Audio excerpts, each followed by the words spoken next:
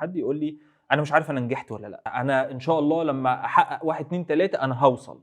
فانا مش عارف فكره اوصل دي وهو هيوصل فين. هل اصلا لازم يبقى عندي هدف ان انا اوصل له؟ هل ممكن ان انا اغير الهدف ده بعد شويه اقول لا الهدف ده ما يلزمنيش مثلا؟ مفهوم النجاح في حد ذاته هو مفهوم نسبي. انت ممكن يبقى النجاح بالنسبه لك ان يبقى معاك فلوس، انا النجاح بالنسبه لي يبقى مشهور وعندي 300 الف فولور.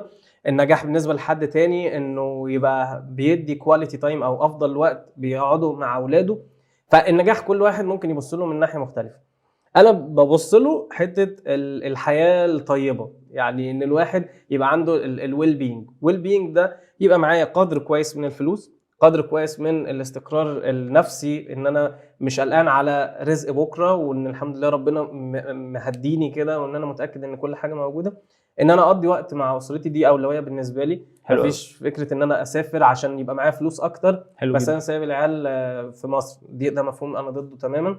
فما ينفعش نقول ان ده ناجح وده مش ناجح. هو ممكن يبقى ناجح بناء على معاييره او اهتماماته وتفضيلاته هو الشخصيه.